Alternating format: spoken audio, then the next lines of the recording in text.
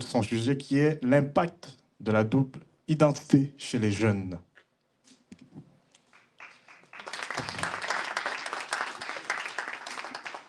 Donc, bonsoir tout le monde.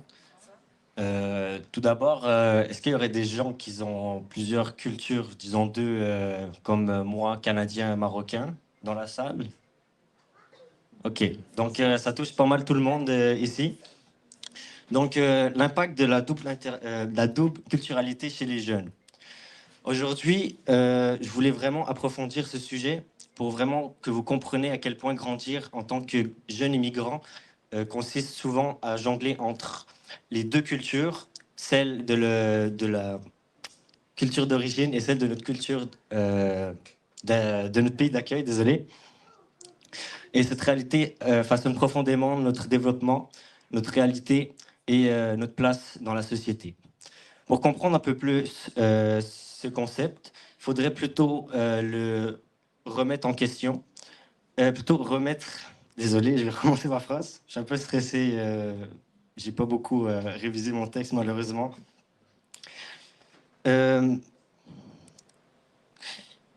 Le... c'est... J'ai juste un blanc de mémoire, désolé. Et voilà. Pour comprendre cette dynamique, il faudrait plutôt la remettre en question. Les migrations ont commencé depuis quelques années et ont augmenté de plus en plus ces dernières décennies dans les grands pays comme le Canada, les États-Unis ou la France. Et la majorité des gens ont plusieurs raisons, notamment pour l'éducation, l'économie, la politique. Et c'est ça qui pousse les familles à prendre leur courage en main et à changer de pays. Et les jeunes qui viennent dans un nouveau pays, soit à cause ils sont nés ici ou qu'ils sont venus très jeunes dans ce pays, doivent s'adapter en faisant une conciliation entre les valeurs de leur famille et celles de la société dans laquelle ils évoluent. L'un des défis majeurs est de construire une identité cohérente. Les valeurs de la culture d'origine, souvent basées sur la famille, la communauté et la tradition, peuvent parfois être contradictoires avec celles du pays d'accueil, qui valorisent davantage l'individualisme et l'autonomie. Cela peut générer des conflits, comme par exemple dans des choix de carrière, ou sinon ça pourrait être dans la manière dont vous habillez, et ça peut être même dans des relations sociales. Un autre enjeu important est la discrimination et la sensation d'appartenance. Malgré nos efforts d'intégration, il y a parfois des moments où est-ce qu'on va on va se faire comprendre par d'autres gens à quel point nous sommes différents. Et c'est dans ces genres de situations où est-ce que nous pouvons avoir plusieurs comportements, dont celle euh, de se protéger avec notre culture d'origine, ou alors de prendre cette haine qu'on a envers nous et de la transformer en rage ou en courage pour pouvoir s'affirmer de plus en plus comme nos valeurs ou nos valeurs dans la société dans laquelle nous sommes. Face à ces défis, plusieurs stratégies d'adaptation existent. Certains jeunes choisissent l'assimilation en minimisant leur culture d'origine pour pouvoir fondre complètement dans celle des pays d'accueil. Ou alors, il y en a qui cherchent à complètement s'approcher de leur communauté. Et pour, selon moi, la meilleure approche qu'on devrait avoir et qui peut avoir le plus de bénéfices est celle de l'intégration.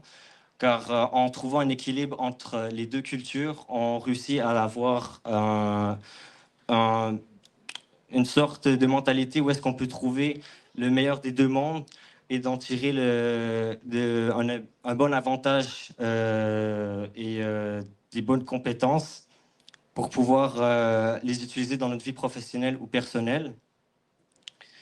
Apprendre et préserver la langue aussi est l'un des manières clés pour ce processus.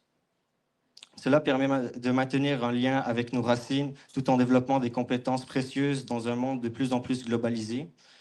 Malgré les défis, la double identité peut être une véritable richesse. Elle nous offre une perspective unique, nous permet d'agir comme un pont entre les différentes cultures et favorise les dialogues interculturels. Dans le monde du travail, c'est notamment une compétence qui est en grande recherche à cause qu'elle favorise et facilite les communications et les collaborations dans des environnements multiculturels.